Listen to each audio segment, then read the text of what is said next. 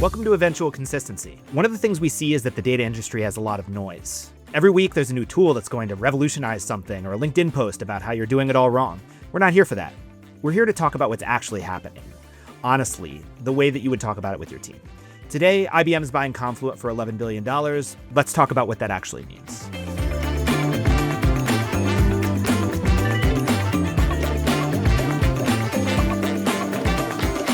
All right, so the big story we're digging into today, IBM is acquiring Confluent. For those who don't know, Confluent is the company behind Kafka-based data streaming. Basically, they help move data in real time between applications, across clouds, and through APIs. If you've ever built a system that needs to process events as they happen rather than in batches, then you've probably at least looked at Confluent/Kafka. The deal is all cash, $31 per share, which values the whole thing at about $11 billion. That's a 34% premium over where Confluent was trading before the announcement. So IBM is clearly paying up for this, although not at the massive multiple you would normally see with tech acquisitions. The official line is that this strengthens IBM's hybrid cloud and AI strategy, making real-time data streaming more central to their platform, especially for AI workloads that need fresh data constantly flowing. The deal is expected to close by mid-2026, assuming shareholders and regulators sign off. And Jay Kreps, Confluent CEO and co-founder, is expected to join IBM Software after it closes. So James, with that context, first question, what's your immediate reaction when you saw this news?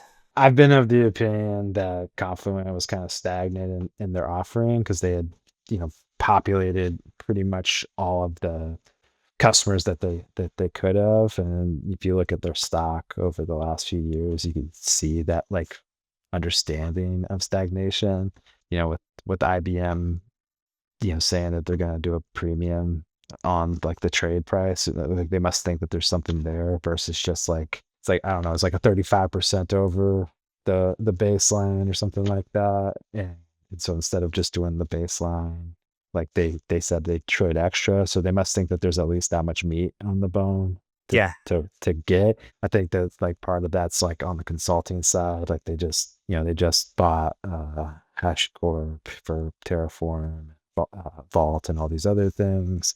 And they've bought some other companies like Red Hat in the past. There's, StreamSet, which was a data movement tool before. But, Confluent is kind of the standard for how to move data around in real time or streaming or whatever you want to say. Because, Confluent made Kafka. Kafka is the API of moving data around in real time. So I think that IBM is going to try to expand into their existing customers with some hybridized, Confluent platform, and then sell a bunch of consulting work on top of that because that's where a lot of their multiplier comes from. And then there's got to be something there. Yeah. What came to mind for me was this, my understanding, and you can correct me if I'm wrong, is that a lot of customers that use IBM are customers that have, mainframes that have, we're talking enterprise scale customers with serious compliance obligation. And then when you're talking about Kafka on top of that, you're not talking about, near real-time use cases. You're talking about super low latency use cases where they need to take real-time action on the streams that are coming off of their systems. And so to me what I'm hearing you saying is basically they're going to be able to expand their existing relationships by bringing in the standard for Kafka deployment into these existing relationships. But then it's also if you're adopting Kafka and you want sort of is my understanding, it's Confluent is the managed version. It's the supporters of Kafka giving you the officially supported managed version of Kafka. If you're buying that, then you're probably the type of company that's going to want the enterprise scale compliance heavy stuff that IBM is going to sell you, both from a software perspective and from a services perspective. What do you think about that? Yeah, I mean, I think one of the I'm not an expert on this, but I think one of the things is Confluent on ZOS. ZOS is their mainframe basically. So you can trigger these events within your banking deposit application or something like that. It gets ingested, in a relatively easy to configure, hub with Confluent, and then that can get fanned out to wherever you need it to be, whether that's like another system on premise, or pick your cloud provider, because they're going to support all of them basically. And so like what I'm thinking there is that it gives them a play in the like mainframe modernization, where the mainframe's still in place, but also like they capture more of like the underlying, like basically all of the infrastructure needed to support the organization's like real-time use cases. Yeah. Yeah, and I mean, to me, like you talked about the premium that IBM is paying over it, like over, the share price for Confluent, like that there's a story you can tell yourself about how there's strategic value to the streaming stuff that's going on. And so it's like, what is that strategic value? What is everyone talking about right now? It's like AI and agentic AI. And so, an idea that's been thrown around is that, in this world where, you have agents taking action on all of your data, you know, one of the places where there's going to be more and more streaming use cases, because you're going to have more and more opportunities for these agents to be consuming your data, taking an action, in another system, in another context. And the agents are sort of like the new robotic process automators that are taking action in a different system, with a light degree of intelligence or logic on top of it. So my thought here is that IBM is probably thinking, yes, there's a sell into our existing customer story. Yes, there's like a IBM becomes a part of your hybrid cloud story if you need to use Confluent for that managed real time streaming. And then there's the story of like how streaming becomes the next big thing. I think we've heard this story before, like batch is just a version of streaming, but maybe this time it's real, where like agents are driving the adoption of streaming in a way that wasn't really happening previously. Any decision system is going to need low latency, and low latency implicitly is going to be like this Kafka type infrastructure to make sure that all your context is up to date, etc. You got some RAG pipeline or something like that, but the thing that moves data around is a streaming system, and so most likely you got Kafka in place, or some Kafka system, like so you got Amazon or Microsoft or Google, who have all their various flavors of Kafka available. Okay, so we're talking about sort of like what is the play from IBM's perspective, but I think the other natural question is like, why should anyone else care about this move that IBM is making? I mean, when we think about just all the acquisitions in the data space in general, like an acquisition always comes with uncertainty about like what the future entails, because you don't know what IBM strategy is. You don't pick any other acquisition that happened fairly recently, like DPT and Fivetran or something like that. You don't know what's actually going to happen. You can make educated guesses, right? Think that like IBM buying Confluent is going to be like a little bit more focused on like expansion of capability rather than like limiting factors. So like I think when I look at like the Terraform acquisition, that I feel like is just HashiCorp wasn't like profitable, and they were just looking for a buyer, and IBM is thinking that they can extract value out of that asset, across their enterprise customers. When I think about like Kafka, like I see a different story there. I think that like there is incremental value to add because it's tied in with their ecosystem. So like let's just compare to like AWS and Microsoft and Google, right? So like these three major hyperscalers, they have Kafka offerings, but they don't play well with each other.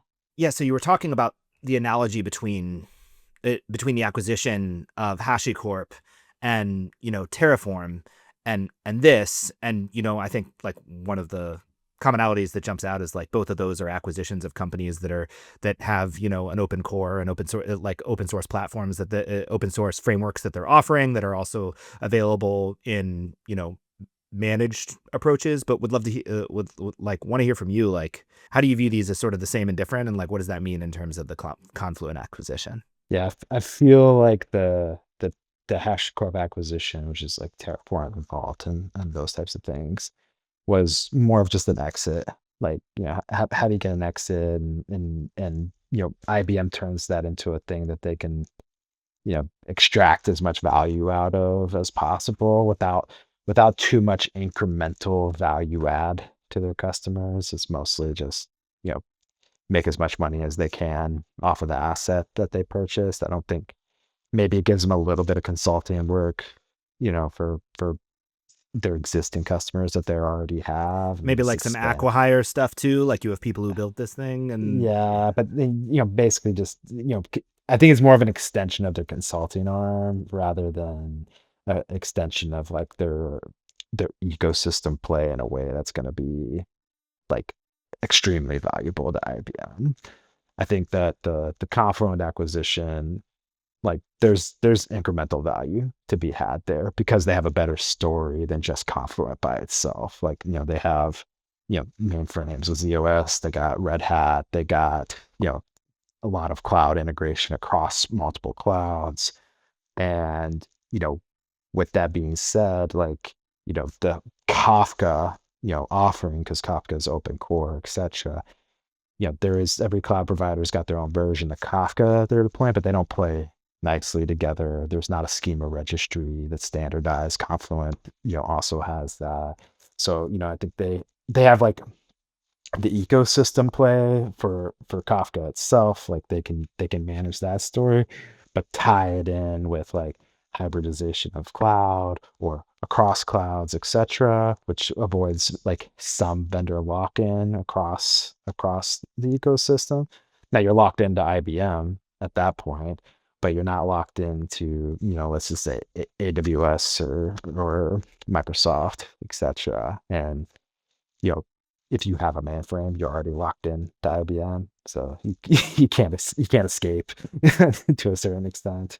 as you're talking, one of the fears that I think like data leaders probably have, especially ones that are already on Kafka or already is IBM going to support the open source side of Kafka, the expansion of the capabilities in open source, and as you're describing sort of the value that they're bringing, being at the center of that hybrid cloud, what's going through my head is, well, does that mean that they have an incentive to continue to contribute back to Kafka open source, or do they have an incentive actually to just make Confluent IBM's version of what the other hyperscalers are offering, and then use the Confluent team to like expand the capabilities and sort of like bring everyone who's doing Kafka across clouds into the IBM ecosystem? Do you have any thoughts on that? I mean, that's a hard question. Like who's your buyer is almost the thing I think about there. Is your buyer the CIO, CTO, or is your buyer like, the data team, or is your buyer the app teams that are trying to like take advantage of, real-time infrastructure, etc. And I think like Confluence is usually like a pretty strong architectural point in like what a company is doing.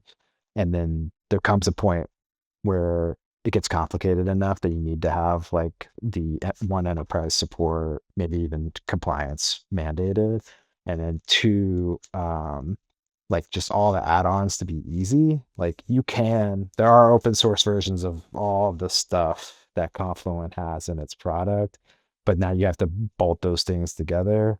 And so there's a pretty strong story just for, hey, I'm going to bring these things together and, have it in one spot. I got one vendor to deal with, it handles all this stuff, but I already got mainframes and I've just expanded that kind of relationship there. Likely I'm already buying Red Hat licensing for some of my on-prem stuff. If I have a mainframe, I'm definitely, paying IBM for that.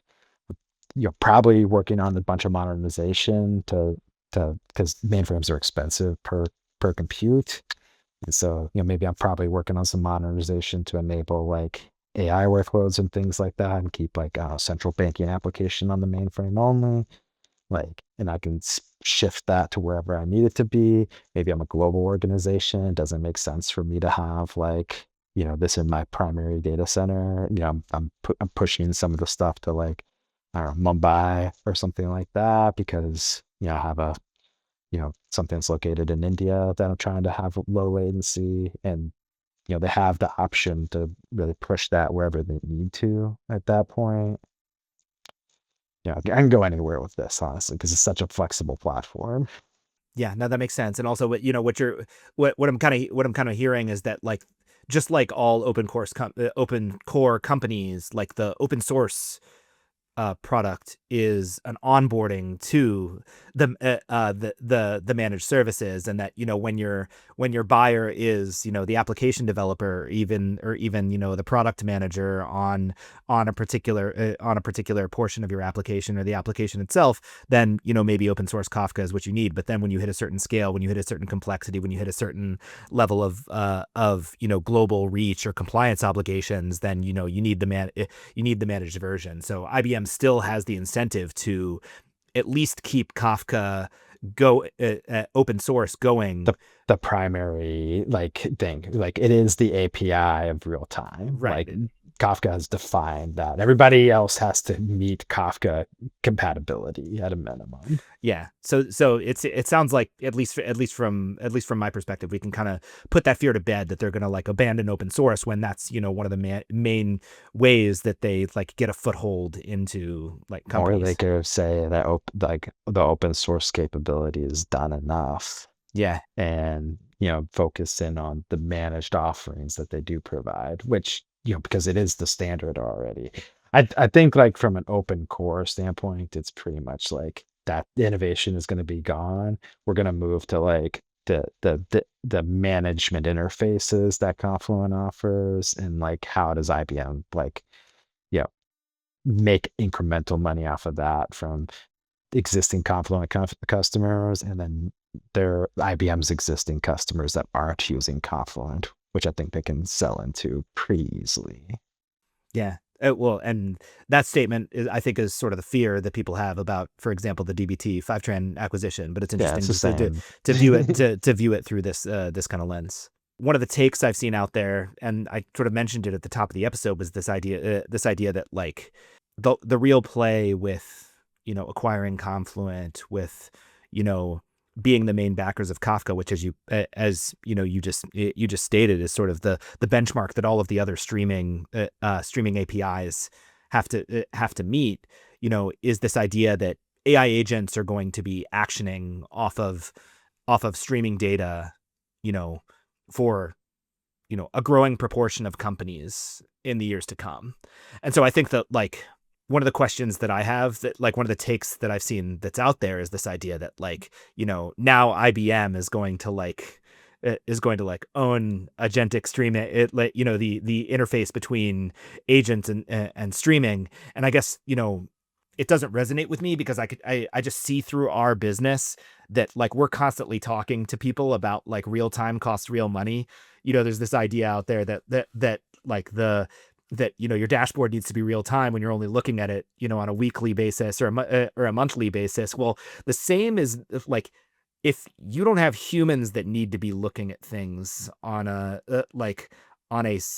millisecond by millisecond basis. If it's good enough for you, if humans are looking at things on a daily basis, or even if like the data that they're looking at when they're looking at a dashboard is up to the last 10 minutes or so, I guess the question comes for like this idea that agents are going to need this microsecond level latency that we don't need our human agents to have, to not hold much water. Like obviously, a lot of big enterprises that need like that fan out real time capability are using Kafka, and it's the benchmark for a reason. But this idea that owning Confluent and owning Kafka gives you a beachhead on the future of agentic commerce doesn't hold a lot of water for me. So I'm interested in what you think about that.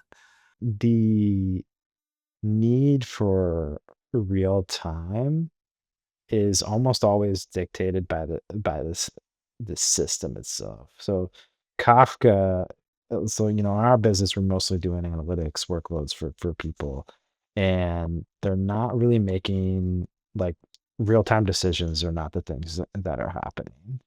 However, like, when you're developing, like, an application product, etcetera, like, if there's a human in the loop, it's really a problem anyway. So you're making some type of automated decision making in there. And so for automated decision making, I think actually it's gonna be a pretty big deal, like that it's on the stream, especially with commerce, because that's a pretty fast interaction. So I would disagree, honestly, with the commerce side. Just that's coming from the lens of like the work we normally do, which is like post hoc analysis for e-commerce companies and things like that. But this is actually like help a user with the checkout flow so that they pick the 5 items or whatever they want as quickly as possible, or whatever, right? Like Google just put out this thing recently about agentic commerce that people should read if you want to dig into it. But pretty much, there's you get a person, you get them to pay money as quickly as possible. Whatever interaction there is that leads to them not paying money with in less time is wasted interactions. And then there was like the Amazon study from a long time ago where they just made the website render faster and they got like some crazy amount of lift. And that kind of set the benchmark for everybody needs low latency page loads. So I think that like AI real time, what I really think is that dis, decision making, if we're going to have decision making, automating the decision making using AI agents will drive incremental value enough to justify the expenditure on the systems to support it. But if you don't have a decision to make in that real time, like a time horizon, that milliseconds to seconds time horizon, well then you're just wasting that infrastructure. But then at the same time, right? If I already have the infrastructure, I'm already baked into this infrastructure and I'm capacity planned for it. Like, why build another system over here to support, something else? So, really having the systems that can support, this is data right now. This is the data that I need in 10 minutes, and this is the data I need tomorrow, based on like pulling the information from systems.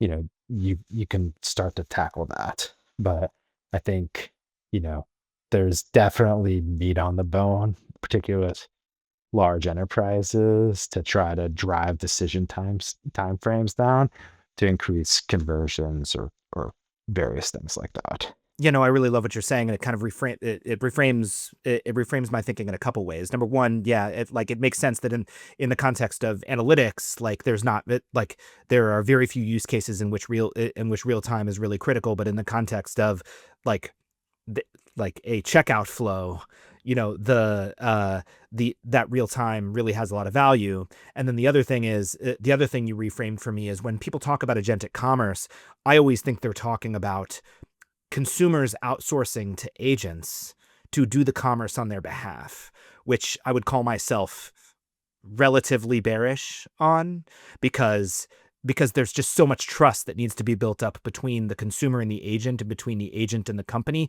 that I just don't like. I think we're a long way from that amount of trust being available in the system where everybody's going to agree this is a good way of doing business. But the example you gave wasn't that. The example you gave was an agent who is in the cart with you, recommending the items that you need while you're shopping in order to get you to that purchase faster. And so it's using the intelligence that the agents have available in order to make the experience of making the purchase for a human more effective. And the real-time nature of it is because of what you said with regard to Amazon and the latency of their site. The faster you get them to their goal on your site, the more financial opportunity there is for you as a company. And so there's all of these opportunities where the agent is in the flow, and the checkout flow, and the consumer is the human in the loop for that flow. And those are the places where this agentic commerce really has a lot of opportunity, at least in the foreseeable time range, to like really increase the amount of economic activity that's happening. Well, let's back it up a second too, right? So for your e-commerce companies, this is actually not as big of a thing because most e-commerce companies are not actually that big.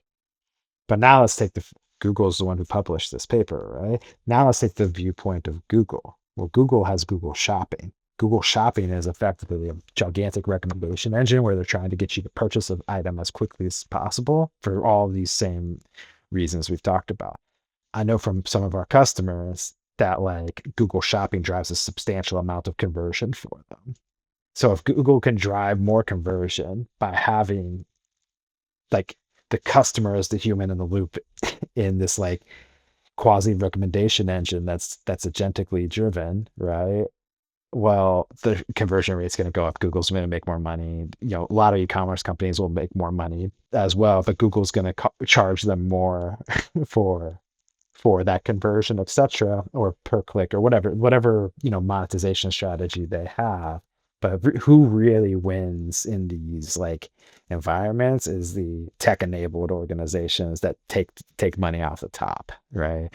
Google, Amazon, Microsoft, IBM to a certain extent by working on these systems in support of those other scaled companies. Like, I mean, just imagine like a Procter and Gamble or something like that, right? Like huge opportunity for them. But if you compare that to like, I don't know, my deodorant supplier, like, yeah, it's not even worth thinking about for them. Yeah, not unless Shopify, adds it as a as a plugin to their checkout flow or something along those lines. But also, what to bring this back to IBM, what you just described is also a massive consulting project that IBM Yeah. can sell into enterprise customers in order to implement the thing that we just described. So there's partially like the real technology opportunity, but then there's also the dream of that technology opportunity that can become, a project that only IBM, like they would say, can implement because they bring Confluent to the table, and they have the Confluent team behind the scenes that can Yeah. that If you can run that can into really any optimize it. problem, we can make it work because we can literally do the thing that's necessary to make it work for you, right? You can run on a forked version of Kafka if you want to make it work for you. All you got to do is pay us. Right. Yeah, that makes a lot of sense. Yeah, so just to close this out, we're going to do this segment called What We're Watching, which is just an opportunity for James and I to share, what's one thing that's happening in the data space or in the industry at large that we think is worth keeping an eye on. And so, James, if you're ready, you want to kick us off? Yeah, so it's just in general, like acquisitions are pretty strong right now because of funding, etc. Uh, I think that like when we look at consolidation of the data ecosystem between like Databricks, Snowflake, IBM, etc.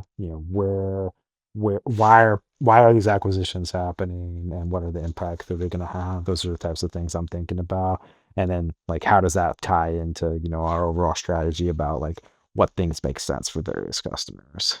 Yeah, and on my end, I'm keeping an eye on that, the recent announcement from Anthropic of their co-work, which is their Claude code for Regular knowledge people. knowledge work, knowledge work, and I think that like it's I'm keeping an eye on it because it's just like it's both confirming all of the hype that's been coming previously about, like about AI, able to sort of do our jobs, but it's also an evolution in the tooling that's available to, us as people who work with data on a day-to-day basis, the data engineering workflow, the data analyst workflow, the data scientist workflow, but also, the lives of, the executive business stakeholders who tend to consume the analytical assets that we produce or help to produce for our clients. And so it's just like the shift in the nature of work and how that changes the way that people are thinking about how data integrates into their work. Like I've felt for a long time that, the reason why our data work is so important is because at a certain point, your business is at a scale where you can't understand what's happening by watching the people who are walking through your front door. Like you have to look at data in order to understand what's happening in your business. And as, the pace of business gets faster and you have presumably the same number of people doing more work or fewer people doing the same amount of work, then, your need for transparency and visibility into your operations just expands. And so like there are like supply side effects of this on the business and also demand side effects of this on the business as it pertains to data. And so that's just an exciting trend that I've been thinking about. That's it for this episode of Eventual Consistency. If you want to talk about your data challenges or you think we got something wrong and want to tell us how, you can find us at Corden.com. We're doing this every 2 weeks, so we'll see you next time, where maybe we'll be a touch more consistent. Thanks for listening.